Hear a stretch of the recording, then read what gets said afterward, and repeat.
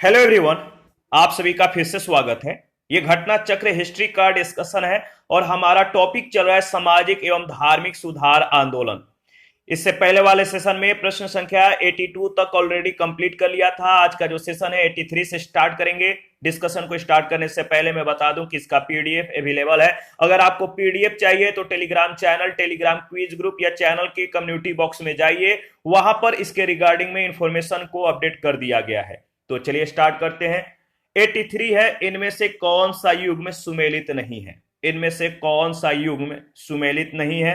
तो सही जवाब हो जाएगा D option, social reform association, जिसका संबंध श्री राम वाजपेयी से दिया गया है, जो कि सही सुमेलित नहीं है।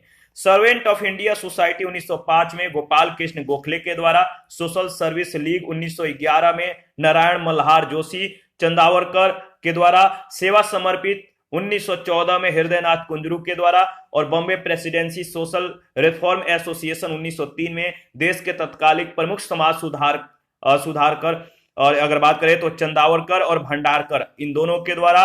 तो सोशल रिफॉर्म एसोसिएशन रनाडे के नेशनल कॉन्फ्रेंस के द्वारा जो है 1887 में स्थापित की गई संस्था थी। इसके पूर्व 1878 में अगर बात करें तो वीरेशलिंगम ने राजमुंद्री सोशल रिफॉर्म एसोसिएशन की स्थापना की थी।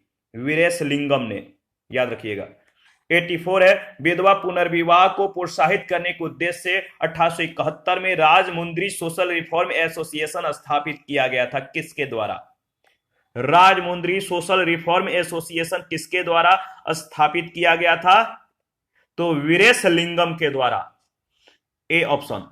राजमुंद्री विधवा पुनर्विवाह संघ या राजमुंद्री सोशल रिफॉर्म एसोसिएशन की स्थापना 1878 में वीरेशलिंगम पुंतलू के द्वारा की गई थी।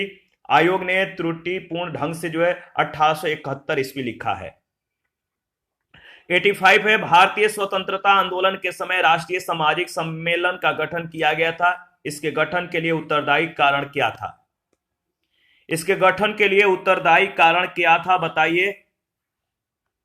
85 का सही जवाब क्या होगा? सही जवाब है, अगर बात करें तो भारतीय राष्ट्रीय कांग्रेस अपने जो है कार्यक्रम में सामाजिक सुधारकों को नहीं रखना चाहती थी, इसीलिए प्रस्तुत उद्देश्य के लिए उसने अलग से संगठन बनाने का सुझाव दिया। यानी बी ऑप्शन जो है इसका सही ऑप्शन है।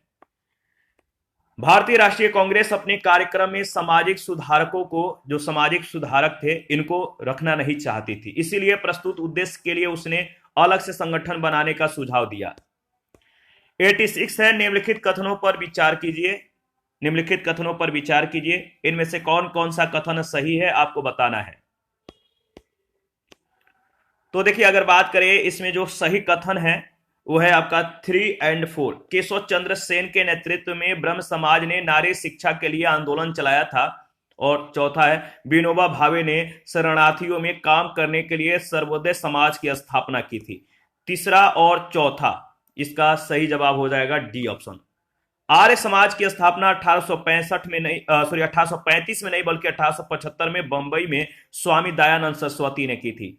लाला लाजपत राय ने वेदों को आपत्त प्रमाण मानने का विरोध नहीं किया था।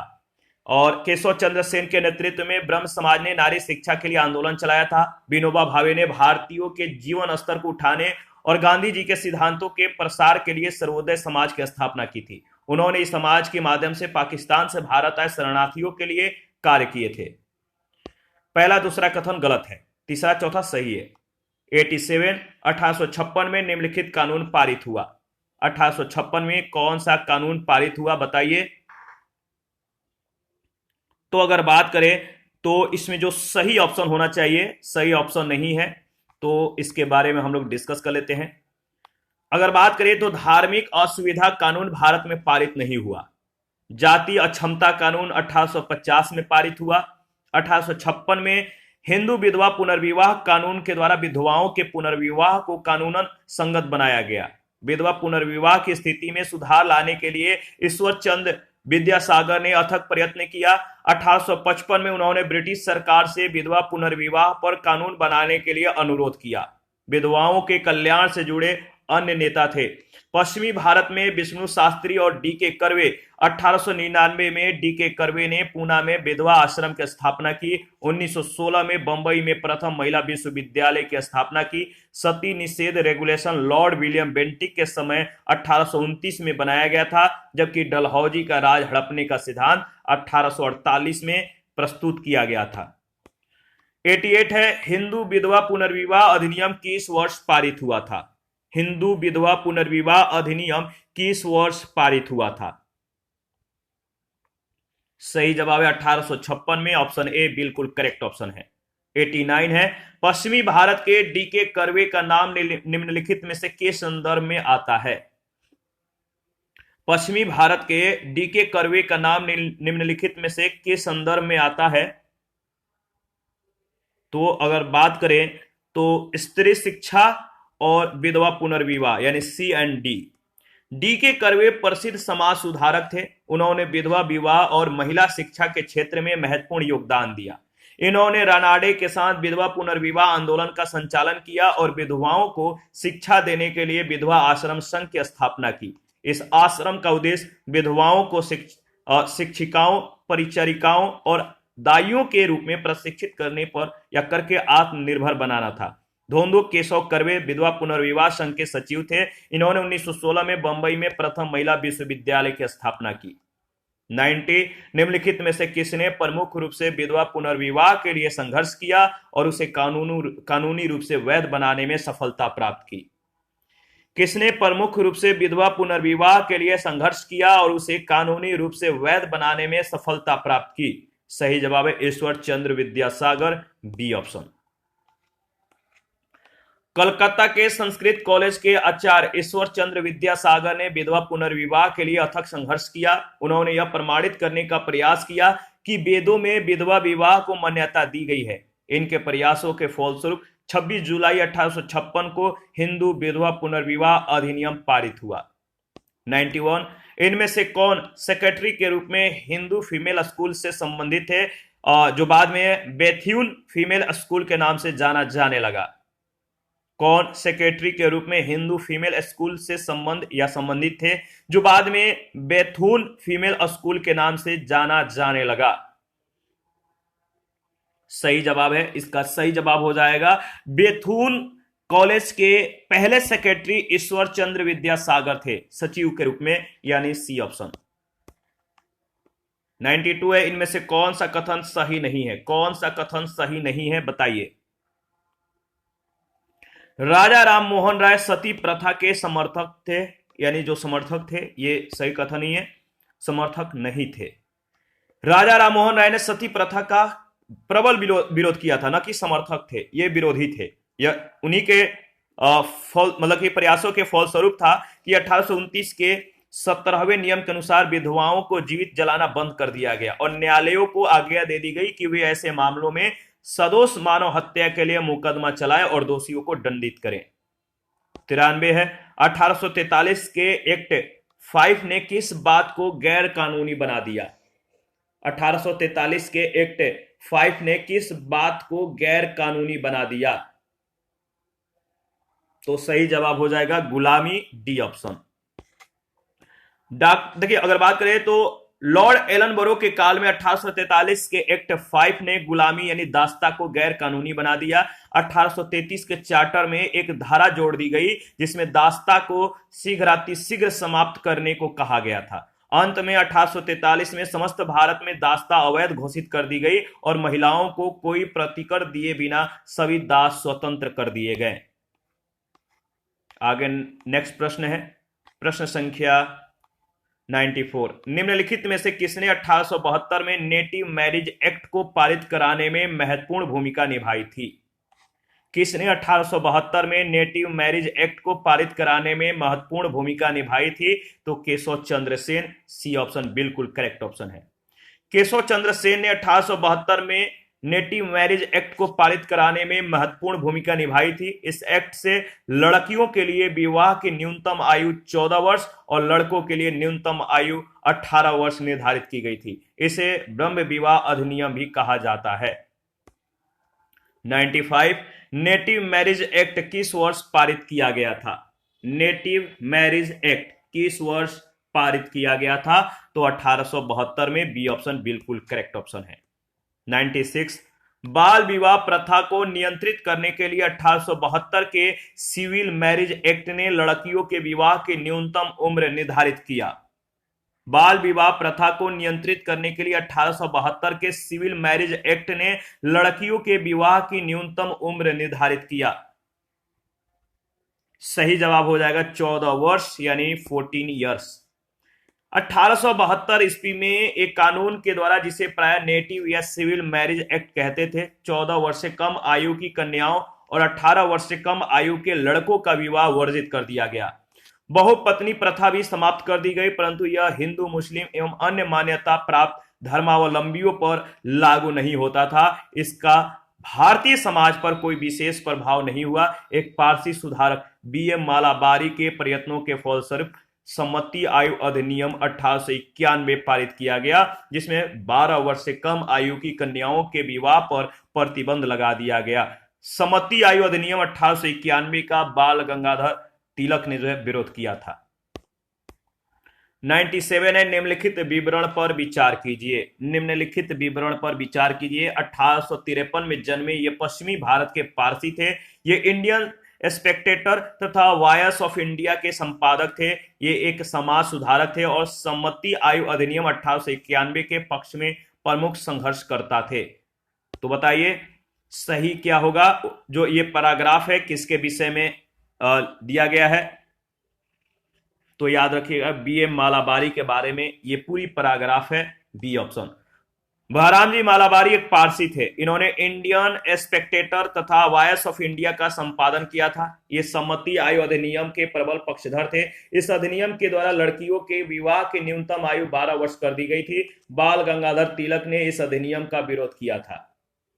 98 है, शारदा अधिनियम के अंतर्गत लड़कियों एवं लड़कों के विवाह की न्यूनतम आयु कितनी जो है निर्धारित की गई थी? शारदा अधिनियम के अंतर्गत लड़कियों और लड़कों के विवाह की न्यूनतम आयु कितनी निर्धारित की गई थी? तो इसका सही जवाब हो जाएगा 14 वर्ष और 18 वर्ष। लड़कियों के लिए 14 और लड़कों के लिए 18 वर्ष। 1929 में अजमेर निवासी एवं न्यायाधीश डॉक्टर हरविलास शारदा के प्रयत्नों से एक बाल विवाह निषेध कानून जो है बन पाया। उन्हीं के नाम पर ही इसे शारदा अधिनियम या शारदा एक्ट कहा गया है। इस अधिनियम के द्वारा लड़कियों के विवाह की न्यूनतम सीमा जो है 14 वर्ष और लड़कों की 18 वर्ष निर्धारित की गई। 99 है, शारदा एक्ट संबंधित था। शारदा एक्ट किससे संबंधित था? तो बाल विवाह प्रतिबंध से। ऑप्शन ए बिल्कुल करेक्ट ऑप्शन है। 100 नंबर है, थियोसोफिकल सोसाइटी की स्थापना किसने की? थियोसोफिकल सोसाइटी की स्थापना किसने की थी? थियोसोफिकल सोसाइटी की स्थापना मैडम H.P. व्लावस्की, यानी ऑप्शन ए बिल्कुल करेक्ट ऑप्शन है। याद रखिएगा थियोसोफिकल सोसाइटी की स्थापना एक रूसी महिला मैडम H.P. व्लावस्की, अमेरिकी सैनिक अधिकारी कर्नल अल्काट विलियम क्वान जज एवं अन्य के द्वारा 1875 में न्यूयॉर्क में की गई थी। इस सोसाइटी के संस्थापक 1882 में मद्रास के पास अड्यार नामक स्थान पर सोसाइटी का मुख्यालय स्थापित किए, जो बाद में इसका अंतर्राष्ट्रीय कार्यालय बना। इसका मुख्य उद्देश्य प्राचीन हिंदू धर्म में लोगों के आत्मविश्वास को जगाना और बढ़ाना, धर्म को समाज सेवा का मुख्य आधार बनाना था। जबकि राजा राममोहन राय के द्वारा 1828 में ब्रह्म समाज एवं स्वामी विवेकानंद के द्वारा 1897 में रामकृष्ण मिशन की स्थापना की गई। 101 है, भारत में थियोसोफिकल सोसाइटी की सफलता मुख्यतः थी किसके कारण? भारत में थियोसोफिकल सोसाइटी की सफलता का मुख्य कारण क्या था? किसके कारण सफल हुआ था? तो सही जवाब है एनी बेसेंट के कारण। ऑप्शन ए बिल्कुल करेक्ट ऑप्शन है। 1879 में कर्नल अल्काट एवं मैडम व्लावस्की भारत आए और मद्रास में अड्यार के पास थियोसोफिकल सोसाइटी के मुख्यालय की स्थापना की। 1889 में श्रीमती एनी बेसेंट इस सोसाइटी की सदस्य बनी। 1893 में भारत आकर उन्होंने सोसाइटी के लिए सर्वाधिक सक्रिय भूमिका निभाई। श्रीमती एनी बेसेंट ने प्राचीन हिंदू धर्म को विश्व का अत्यधिक गूढ़ और आध्यात्मिक धर्म माना। थियोसोफी या ब्रह्म विद्या, हिंदू धर्म के आध्यात्मिक दर्शन और कर्म सिद्धांत और आत्मा के पुनर्जन्म के सिद्धांत का समर्थन करती थी। इसी कारण एनी बेसेंट भारतीय लोगों को इससे जोड़ सकी, जो इसकी सफलता का मुख्य कारण था। 102 निम्नलिखित युग्मों में से कौन सुमेलित नहीं है? निम्नलिखित युग्मों में से कौन सुमेलित नहीं है? तो सही जो जवाब है, जो सही ऑप्शन है जो कि सुमेलित नहीं है, महादेव गोविंद रनाडे का संबंध थियोसोफिकल सोसाइटी से दिया गया है, जो कि सही सुमेलित। कौन सुमेलित नहीं है? तो डी ऑप्शन। राजा राम मोहन राय, याद रखिएगा, अगर बात करिए तो राजा राम मोहन राय ने ब्रह्म समाज की स्थापना की, स्वामी दयानंद सरस्वती ने आर्य समाज की और स्वामी विवेकानंद ने रामकृष्ण मिशन की। महादेव गोविंद रनाडे थियोसोफिकल सोसाइटी से नहीं बल्कि प्रार्थना समाज से जुड़े हुए थे। इसके संस्थापक थे आत्माराम पांडुरंग। थियोसोफिकल सोसाइटी से एनी बेसेंट संबंधित थी। 103 है, सूची 1 सूची 2 के साथ आपको मिलान करना है। तो चलिए मिलान करते हैं। अगर बात करें तो प्रार्थना समाज के संस्थापक कौन थे? याद रखिएगा, प्रार्थना समाज, इसका संबंध किससे है? प्रार्थना समाज का संबंध है रनाडे। प्रार्थना समाज रनाडे। ब्रह्म समाज राजा राम मोहन राय। आर्य समाज का संबंध है दयानंद सरस्वती। और रामकृष्ण मिशन का जो संबंध है बताइए, तो विवेकानंद। यानी सही जवाब हो जाएगा जो ऑप्शन में दिया गया, डी ऑप्शन। ठीक है, इसके बारे में इससे पहले वाले जो क्वेश्चन था उसमें ऑलरेडी हम लोगों ने डिस्कस किया था। 104 है, निम्न में से कौन सुमेलित नहीं है? कौन सुमेलित नहीं है? देखिए, इनमें जो सही सुमेलित नहीं है, जो सुमेल नहीं है, वो है आपका रामकृष्ण मिशन का संबंध रामकृष्ण परमहंस से दिया गया, जो कि सही सुमेलित नहीं है। रामकृष्ण मिशन का जो संबंध है वो किससे है? तो आपको मालूम है, नाम है विवेकानंद से। 105 है, निम्नलिखित में से कौन एक सुमेलित नहीं है? कौन एक सुमेलित नहीं है? तो आत्मीय सभा का संबंध जो है देवेंद्रनाथ टैगोर से दिया गया है, यानी बी ऑप्शन जो है सुमेलित नहीं है। आत्मीय सभा की स्थापना 1815 में राजा राम मोहन राय ने किया था। प्रार्थना समाज की स्थापना 1867 में डॉक्टर आत्माराम पांडुरंग के द्वारा। 2 वर्ष के बाद इसमें आर जी भंडारकर और महादेव गोविंद रनाडे भी शामिल हो गए। 1866 में ब्रह्म समाज का विभाजन हो गया। देवेंद्रनाथ टैगोर के नेतृत्व में आदि ब्रह्म समाज और केशव चंद्र सेन के नेतृत्व में भारतीय ब्रह्म समाज की स्थापना हुई। परम संत तुलसी राम राधा स्वामी सत्संग से संबंधित हैं। नेक्स्ट प्रश्न संख्या 106। इसमें आपको जो है सूची 1 सूची 2 के साथ मिलान करना है। तो चलिए मिलान करते हैं। अगर बात करें तो ब्रह्म समाज का संबंध किस जगह से? ब्रह्म समाज कलकत्ता। मानव धर्म सभा सूरत। आर्य समाज बंबई। नदवा उल उलमा का संबंध है लखनऊ। सही ऑप्शन है डी ऑप्शन। दोबारा से इसको रिवाइज कर लेते हैं। 1828 में राजा राम मोहन राय ने ब्रह्म समाज की नींव कलकत्ता में डाली। मानव धर्म सभा की स्थापना सूरत में हुई। 1875 में दयानंद सरस्वती ने बंबई में आर्य समाज की स्थापना की। इसका मुख्य उद्देश्य प्राचीन वैदिक धर्म की शुद्ध रूप से पुनः स्थापना करना था। नदवा उल उलमा की स्थापना लखनऊ में हुई। इसने मुस्लिम सामाजिक सुधारकों के क्षेत्र में अत्यधिक प्रयास किया। 107 निम्नलिखित में से किस समाज सुधारक ने 1826 के जूरी अधिनियम का घोर विरोध किया? किस समाज सुधारक ने 1826 के जूरी अधिनियम का घोर विरोध किया? राजा राम मोहन राय। बी ऑप्शन बिल्कुल करेक्ट ऑप्शन है। 1826 में जूरी एक्ट पारित किया गया था, जिसके अंतर्गत न्यायालयों में धार्मिक आधार पर भेदभाव की शुरुआत हुई। इसके अंतर्गत यह प्रावधान था कि हिंदू और मुसलमानों के मामलों की सुनवाई किसी यूरोपीय या भारतीय ईसाई जजों के द्वारा तो की जा सकती थी, लेकिन किसी भी ईसाई, चाहे वह यूरोपीय हो या भारतीय, इनकी सुनवाई किसी हिंदू या मुसलमान न्यायाधीश के द्वारा नहीं की जा सकती थी। राजा राम मोहन राय ने इस भेदभाव पर जोरदार तरीके से विरोध किया था। 108 है, आपको सुमेलित करना है। सुमेल करिए, बताइए सही ऑप्शन क्या है। तो अगर बात करें तो प्रार्थना समाज का जो संबंध है किससे है? प्रार्थना समाज का संबंध है महादेव गोविंद रनाडे से। रामकृष्ण मिशन का जो संबंध है किससे है? स्वामी विवेकानंद से। सत्य शोधक समाज का जो संबंध है वो किससे है? सत्य शोधक समाज का ज्योतिबा फूले से है। और इसके बाद मोहम्मडन एग्लो ओरिएंटल का जो संबंध है वो किससे है? तो सर सैयद अहमद खां से है। इसका सही जो ऑप्शन होगा ऑप्शन सी में दिया गया है।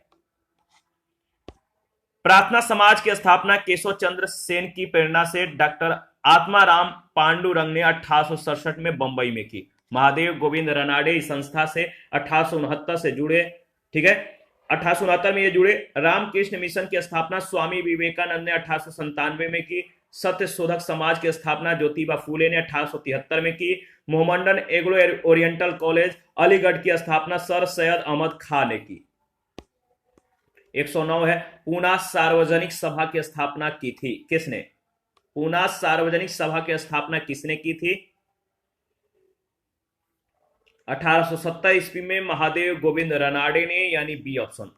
पूना सार्वजनिक सभा की स्थापना अप्रैल 1870 में महादेव गोविंद रनाडे ने की थी। इस संस्था के अन्य सदस्यों में बाल गंगाधर तिलक, अरविंद केलकर, गोपाल हरि देशमुख, जीवी जोशी शामिल थे। यह संस्था सरकार और जनता के बीच मध्यस्थता कायम करने के लिए स्थापित की गई थी। 110 है, निम्नलिखित में से कौन एक सही सुमेलित है? कौन एक सही सुमेलित है? The servant of India society का संबंध गोपाल कृष्ण गोखले से दिया गया है, जो कि एक सही सुमेलित ऑप्शन है, डी ऑप्शन। इसके बारे में अगर बात करें तो देखिए, रनाडे के शिष्य गोपाल कृष्ण गोखले 1905 में सर्वेंट ऑफ इंडिया सोसाइटी की स्थापना की। गोपाल कृष्ण गोखले ने कांग्रेस के 21वें अधिवेशन, जो कि 1905 में बनारस में हुआ था, इसकी अध्यक्षता की थी। गोखले महात्मा गांधी के राजनीतिक गुरु थे। राजा राममोहन राय के विचारों के प्रसार के लिए देवेंद्र नाथ टैगोर ने 1839 में तत्वबोधिनी सभा की स्थापना की। 1865 के बाद केशव चंद्र सेन मौलिक ब्रह्म समाज से अलग हो गए और समाज की एक नई शाखा का जो है संगठन किया, जिसे उन्होंने भारतीय समाज के नाम से पुकारा। सत्य शोधक समाज के संस्थापक ज्योतिबा फूले थे, जिन्होंने गुलामगिरी नामक पुस्तक लिखी थी। 111 है, एम.सी. सीतलवाड़, वी.एन. राव और अलादी कृष्णा स्वामी अय्यर प्रख्यात सदस्य थे। एम.सी. सीतलवाड़, वी.एन. राव और अलादी कृष्ण स्वामी अय्यर प्रख्यात सदस्य थे। सही जवाब हो जाएगा अगर बात करें तो सही जवाब है सर्वेंट ऑफ इंडिया सोसाइटी के, डी ऑप्शन। 1905 में पूना में गोपाल कृष्ण गोखले ने भारत सेवक मंडल की स्थापना की, जिसका उद्देश्य भारत सेवा के लिए प्रचारक तैयार करना था और संवैधानिक रूप से भारतीय जनता के सच्चे हितों को प्रोत्साहन देना था। इस मंडल ने वी श्रीनिवास शास्त्री, जी के देवधर, एन.एम. जोशी, पंडित हृदयनाथ कुंजरू जैसे महान समाज सेवक पैदा किए और एम.सी. सीतलवाड़, बी.एन. राव और अलादी कृष्णा स्वामी अय्यर इसके प्रख्यात सदस्य थे। 112, गोपाल कृष्ण गोखले ने किस वर्ष में भारत सेवक मंडल यानी सर्वेंट ऑफ इंडिया सोसाइटी की स्थापना की? गोपाल कृष्ण गोखले ने किस वर्ष में भारत सेवक मंडल की स्थापना की? तो इसका सही जवाब हो जाएगा, याद रखिएगा, 1905 में, डी ऑप्शन। 113 है, 1905 में सर्वेंट ऑफ इंडिया सोसाइटी की स्थापना किसके द्वारा की गई? 1905 में सर्वेंट ऑफ इंडिया सोसाइटी की स्थापना किसके द्वारा की गई? तो याद रखिएगा गोपाल कृष्ण गोखले के द्वारा, डी ऑप्शन बिल्कुल करेक्ट ऑप्शन है। 114 है, सर्वेंट ऑफ इंडिया सोसाइटी की स्थापना किसने की थी? बहुत महत्वपूर्ण सवाल है, बहुत बार पूछा गया है। सर्वेंट ऑफ इंडिया सोसाइटी की स्थापना गोपाल कृष्ण गोखले ने की। 115 है, सर्वेंट ऑफ इंडिया सोसाइटी की स्थापना किसने की? सेम प्रश्न सेम जवाब, फटाफट कमेंट कीजिए।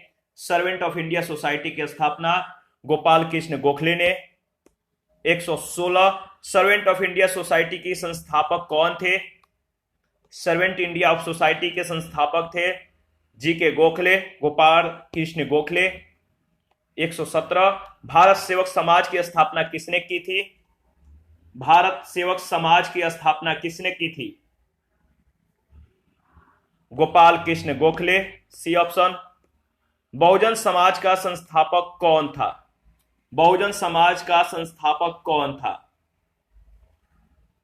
सही जवाब है मुकुंद राव पाटिल, बी ऑप्शन।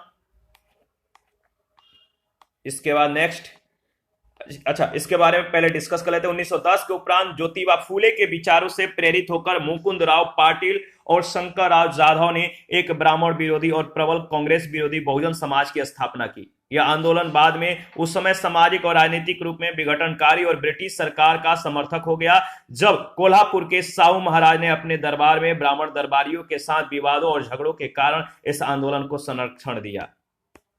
119 किसके द्वारा मंदिरों में प्रवेश के अधिकार की मांग की प्रस्तुति के कारण 1899 में तिरुनेलवेली में भयंकर दंगे हुए थे।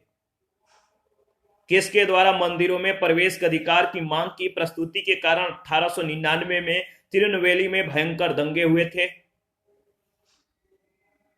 याद रखिएगा, सही जवाब हो जाएगा नडार, बी ऑप्शन। नडारों के द्वारा मंदिरों में प्रवेश के अधिकार की मांग की प्रस्तुति के कारण 1899 में तिरुनेलवेली में भयंकर दंगे हुए थे। 120 किसने कहा, यदि भगवान अस्पृश्यता को सहन करते हैं तो मैं उन्हें कभी भगवान नहीं मानूंगा? यह कथन किनका है कि भगवान अस्पृश्यता को अगर सहन करते हैं तो मैं उन्हें भगवान नहीं मानूंगा? यह कथन है बाल गंगाधर तिलक का। यह कथन किसने कहा? बाल गंगाधर तिलक। छुआछूत उन्मूलन का अधिनियम के लिए या छुआछूत उन्मूलन के लिए आयोजित एक सम्मेलन में तिलक ने कहा था, यदि भगवान भी छुआछूत को अगर बर्दाश्त करते हैं तो मैं भगवान को भी नहीं मानूंगा। तिलक को लोग प्राय जो है लोकमान्य और भारत का बेताज बादशाह कहते थे। 121 से सूची 1 सूची 2 के साथ आपको मिलान करना है। सूची 1 सूची 2 के साथ मिलान कर लेते हैं। सही जवाब क्या होगा बताइए? तो राजा राममोहन राय का जो संबंध है, यह कहा कि हिंदू धर्म का शुद्धतम रूप उपनिषदों में निहित है, यानी ए का 4। केशव चंद्र सेन का अगर बात करें तो इनका जो संबंध है, यह कहा कि ब्रह्मवाद को विश्व धर्म बनाना चाहिए। और इसके बाद दयानंद सरस्वती का जो संबंध है, हिंदू धर्म की पहचान वेदों में संस्थापित धर्म से की। और रामकृष्ण परमहंस का जो संबंध है वो किससे है? तो इस पर जोर दिया कि ईश्वर तक पहुंचने के कई मार्ग हो सकते हैं। सही जवाब हो जाएगा डी ऑप्शन। दोबारा से इसको रिवाइज करेंगे। ब्रह्म समाज के संस्थापक राम मोहन राय उस समय हिंदू धर्म के रक्षक के रूप में सामने आए, जब पश्चात शिक्षा से प्रभावित होकर तरुण बंगाली ईसाई धर्म की ओर आकर्षित हो रहे थे। उन्होंने हिंदू धर्म के सिद्धांतों की पुनर्व्याख्या की और अपने सुधारों के लिए उपनिषदों से पर्याप्त मात्रा में आधार खोज निकाले। स्वामी दयानंद सरस्वती शुद्ध वैदिक परंपरा में विश्वास रखते थे। उन्होंने वेदों की ओर लौटो का नारा दिया। केशव चंद्र ने ब्रह्मवाद को विश्व धर्म बनाने का आह्वान किया। रामकृष्ण परमहंस ने इस बात पर जोर दिया कि ईश्वर तक पहुंचने के कई मार्ग हो सकते हैं। उन्होंने उपासना के सभी रूपों में एक ही परमात्मा की आराधना करते हुए सभी धर्मों की पूजा विधियों में एक ही ईश्वर की जो है खोज की, जिसे पाने के लिए सभी धर्मावलंबी अपने अपने मार्ग से उस गंतव्य का ध्यान करते हैं। 122 है, निम्नलिखित में से कौन सा सुमेलित नहीं है? कौन सा सही सुमेलित नहीं है? तो राजा राममोहन राय का संबंध आदि ब्रह्म समाज से दिया गया, जो कि सही सुमेलित नहीं है। राजा राममोहन राय ने 1828 में ब्रह्म समाज की स्थापना की थी। बाद में देवेंद्र नाथ टैगोर के तहत यह आदि ब्रह्म समाज कहलाया। 1865 में केशव चंद्र सेन और देवेंद्र नाथ टैगोर के बीच वैचारिक मतभेद हो जाने के कारण 1866 में केशव चंद्र सेन ने भारतीय ब्रह्म समाज या नव विधान ब्रह्म समाज के नाम से जो है एक नई सभा का गठन किया, जिसके बाद देवेंद्र नाथ टैगोर के ब्रह्म समाज को जो है आदि ब्रह्म समाज के नाम से जाना जाने लगा। 123 निम्नलिखित में से कौन सा सही सुमेलित नहीं है? कौन सा सही सुमेलित नहीं है? तो बहिष्कृत हितकारिणी का संबंध ज्योतिबा फूले से दिया गया, जो कि सही सुमेलित नहीं है। बहिष्कृत हितकारिणी जो सभा थी, इसकी स्थापना अगर बात करें तो बाबा साहेब भीमराव रामजी अंबेडकर ने किया था। से सही जो विकल्प है सही है। और 124 है, सूची 1 सूची 2 के साथ मिलान करना है। तो चलिए मिलान करते हैं। डी के कर्वे का संबंध जो है याद रखिएगा, अगर बात करें तो बीडो रीमैरिज एसोसिएशन, ये सचिव थे। बीडो रीमैरिज एसोसिएशन सचिव डी के कर्वे। JED बेथुन का संबंध कलकत्ता में कन्या विद्यालय की स्थापना से है। ईश्वर चंद्र विद्यासागर का संबंध कलकत्ता में संस्कृत कॉलेज के जो है प्राचार्य से। कलकत्ता में संस्कृत कॉलेज प्रचार, और बीए मालाबारी का संबंध बाल विवाह के विरुद्ध संघर्ष प्रारंभ करना। तो सही जो ऑप्शन है, ऑप्शन देख लेते हैं, ऑप्शन ए में दिया गया है। दोबारा से इसको रिवाइज करेंगे। डीके कर्वे का संबंध जो है या जो पद है सचिव, ये थे विडो रीमैरिज एसोसिएशन के। जेईडी बेथुन जो है ये जो थे कलकत्ता में कन्या विद्यालय की स्थापना किए थे। ईश्वर चंद्र विद्यासागर कलकत्ता में संस्कृत कॉलेज के प्राचार्य थे, और बीए मालाबारी बाल विवाह के विरुद्ध संघर्ष जो है इन्होंने प्रारंभ किया था। 125 है प्रार्थना समाज, यंग इंडिया, लोकहितवादी, सत्य शोधक समाज, रहनुमाई मजदायसन सभा के लिए निम्न विकल्पों में से सही संयोजन पहचानिए। प्रार्थना समाज, यंग इंडिया, इन सभी के, या लोकहितवादी, सत्य शोधक समाज, रहनुमाई मजदायसन सभा के लिए जो विकल्प दिए गए हैं इनमें बताना है सही विकल्प कौन सा है। तो देखिए गोपाल हरि देशमुख, अगर बात करें तो जो गोपाल हरि देशमुख थे इनका संबंध किससे है? तो गोपाल हरि देशमुख अगर बात करें तो ये मतलब कि ये समाज सुधार, महाराष्ट्र के समाज सुधारक गोपाल हरि देशमुख लोक हितवादी के रूप में प्रख्यात थे। ठीक है, याद रखिएगा। और 1873 में सत्य शोधक समाज की स्थापना ज्योतिबा फूले ने की थी। 1851 में नौरोजी खुर्दोंजी ने अन्य पारसी सहयोगियों के साथ रहनुमाई मजदायसन सभा की स्थापना की। अगर बात करें तो इसमें जो सही ऑप्शन दिया गया है बी ऑप्शन दिया गया। बी में देख लेते हैं। बी में जैसे दिया गया बी में आत्माराम पांडुरंग, मोहनदास करमचंद गांधी, गोपाल हरि देशमुख, ज्योतिबा फूले, नौरोजी फुरंदोजी, यानी प्रार्थना समाज के संस्थापक आत्माराम पांडुरंग थे। यंग इंडिया का संबंध मोहनदास करमचंद गांधी से था। लोकहितवादी का अगर बात करें तो गोपाल हरि देशमुख से था। ज्योतिबा फूले का संबंध सत्य शोधक समाज से था। और नौरोजी फुरंदोजी इनका संबंध रहनुमाई मजदायसन सभा से था, यानी बी ऑप्शन बिल्कुल करेक्ट ऑप्शन है। प्रार्थना समाज की स्थापना 1867 में बंबई में आचार्य केशव चंद्र सेन के प्रेरणा से आत्माराम पांडुरंग के द्वारा की गई थी। महात्मा गांधी के द्वारा जो समाचार पत्र आरंभ किए गए थे, इंडियन ओपिनियन, हरिजन, यंग इंडिया और नवजीवन, याद रखिएगा। 126 है कौन एक सही सुमेलित है? कौन एक सही सुमेलित है? तो सही जवाब है सनातन धर्म रक्षणी सभा का संबंध कलकत्ता से है, यानी डी ऑप्शन। भारत धर्म महामंडल संबंध है हरिद्वार से, देव समाज लाहौर, राधा स्वामी सत्संग आगरा से, और सनातन धर्म रक्षणी सभा का संबंध कलकत्ता से है। 127 है निम्नलिखित समाज सुधारकों में से कौन संस्कृत भाषा में प्रवीणता के लिए जाना जाता है? निम्नलिखित समाज सुधारकों में से कौन संस्कृत भाषा में प्रवीणता के लिए जाना जाता है? तो सही जवाब है, बताइए, दयानंद सरस्वती, ईश्वर चंद्र विद्यासागर, राजा राम मोहन राय, यानी उपयुक्त सभी डी ऑप्शन बिल्कुल करेक्ट ऑप्शन है। दयानंद सरस्वती, ईश्वर चंद्र विद्यासागर और राजा राम मोहन राय ने अंग्रेजी शासन के दौरान भारत में धार्मिक सामाजिक सुधार के लिए मतलब कि अगर बात करें तो अनथक प्रयत्न किए। तीनों ही संस्कृत भाषा में प्रवीण थे और हिंदू धर्म और समाज में फैली कुरीतियों का यह खंडन किया इन्होंने। इसके बाद नेक्स्ट 128 निम्नलिखित कथनों को ध्यानपूर्वक पढ़िए। निम्नलिखित कथनों को ध्यानपूर्वक पढ़िए और बताइए इन तीनों में से कौन सा कथन सही है। ब्रह्म समाज एकेश्वरवाद का समर्थन करता था। आर्य समाज ने शिक्षा के लिए या शिक्षा के विकास में योगदान दिया और रामकृष्ण मिशन की स्थापना स्वामी विवेकानंद ने की, यानी ऑप्शन ए बिल्कुल सही है, पहला, दूसरा, तीसरा। 20 अगस्त 1828 को राजा राम मोहन राय ने ब्रह्म समाज की स्थापना की। इसका उद्देश्य एकेश्वरवाद की उपासना, मूर्ति पूजा का विरोध, पुरोहितवाद का विरोध और अवतारवाद का खंडन था। आर्य समाज की स्थापना 1875 में दयानंद सरस्वती ने की थी। आर्य समाज के अनुयायियों ने विद्या के प्रसार और शिक्षा के प्रसार के क्षेत्र में विशेष कार्य किए। रामकृष्ण मिशन की स्थापना 1897 में स्वामी विवेकानंद के द्वारा की गई थी। 129 भारत में नारी आंदोलन इनकी प्रेरणा से प्रारंभ हुआ। नारी आंदोलन किनके प्रेरणा से आरंभ हुआ था? तो ज्योतिबा फूले से।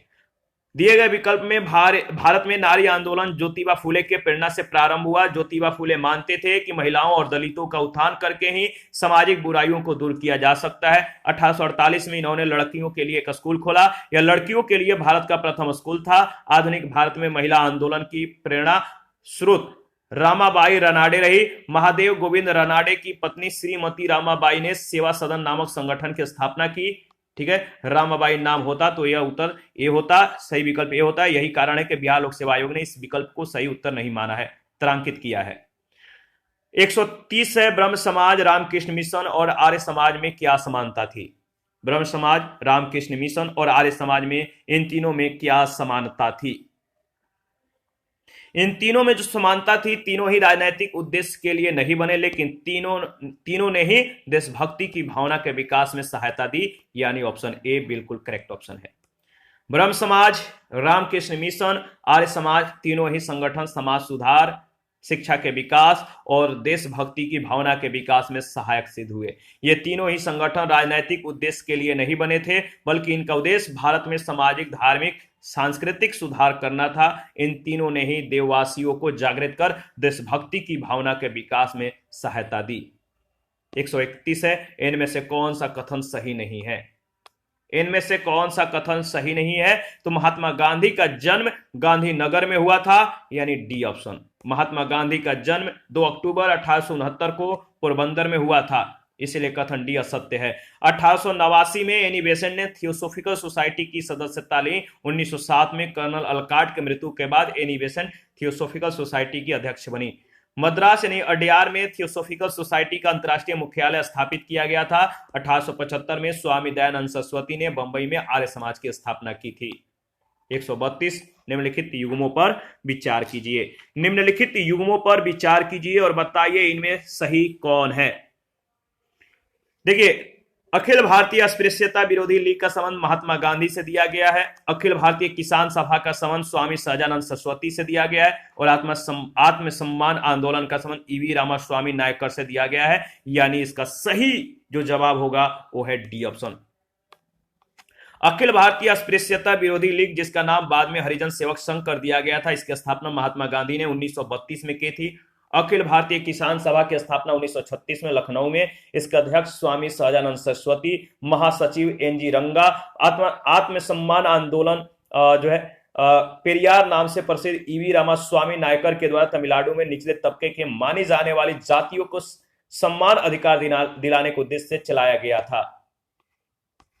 आगे बढ़ते हैं नेक्स्ट प्रश्न संख्या 133। 9 बौद्धवाद के प्रतिपादक कौन है? 9 बौद्धवाद के प्रतिपादक अंबेडकर, याद रखिएगा। 9 बौद्धवाद के प्रतिपादक अंबेडकर थे। बी आर अंबेडकर के द्वारा प्रारंभ दलित बौद्ध आंदोलन को 9 बौद्धवाद के नाम से भी जाना जाता है। इसके तहत बौद्ध धर्म की पुनर्व्याख्या करते हुए नवायान नामक नए बौद्ध संप्रदाय की स्थापना भी की गई। 134 है, दार उल उलूम की स्थापना की थी किसने? दार उल उलूम की स्थापना किसके द्वारा की गई थी? तो मौलाना शिबली नुमानी ने। मौलाना शिबली नुमानी ने, ऑप्शन ए। दार उल उलूम नदवातुल उलमा, जो सामान्यतः दार उल उलूम नाम से जाना जाता है, इसकी स्थापना 1898 में लखनऊ में की गई थी। इसकी स्थापना नदवातुल उलमा के द्वारा की गई।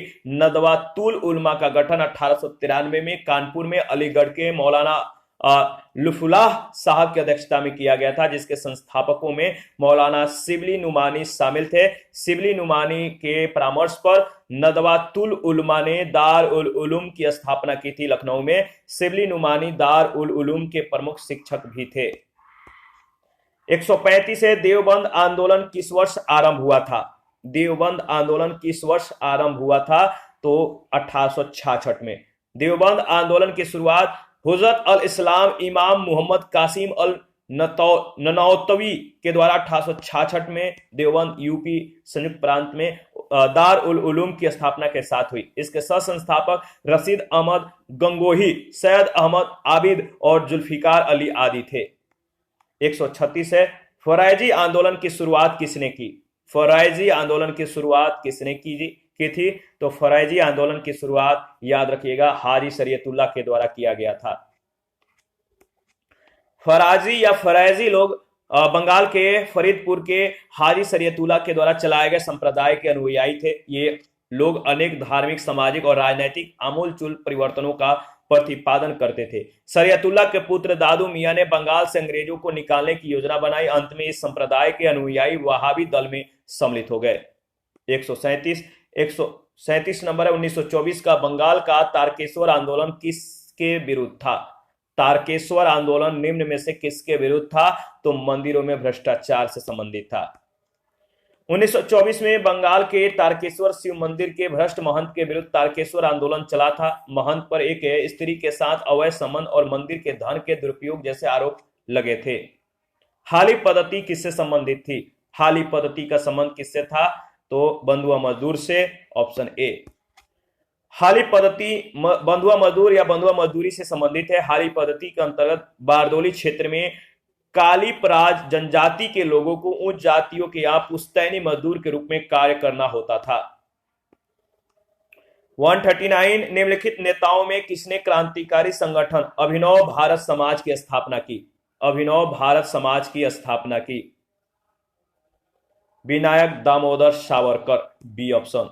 विनायक दामोदर सावरकर और उनके भाई गणेश दामोदर सावरकर ने मित्र मेला नामक संगठन शुरू किया था, जिसे 1904 में नासिक में वीडी सावरकर ने नाम परिवर्तित कर अभिनव भारत समाज नामक क्रांतिकारी संगठन के रूप में स्थापित कर दिया था। इसी के साथ आज का सेशन समाप्त करते हैं। नेक्स्ट सेशन में कांग्रेस से पूर्व स्थापित राजनीतिक जो संस्थाएं हैं इसके बारे में डिस्कस करेंगे। आप अपना प्रतिक्रिया देते रहें, आपके प्रतिक्रियाओं का हमें बेसब्री से इंतजार रहता है। जिन लोगों ने Telegram channel, Telegram quiz group, Facebook page, Instagram को ज्वाइन नहीं किया, वीडियो के डिस्क्रिप्शन बॉक्स में उसका लिंक है, आप ज्वाइन कीजिए और प्लीज हमें सपोर्ट कीजिए। Thank you.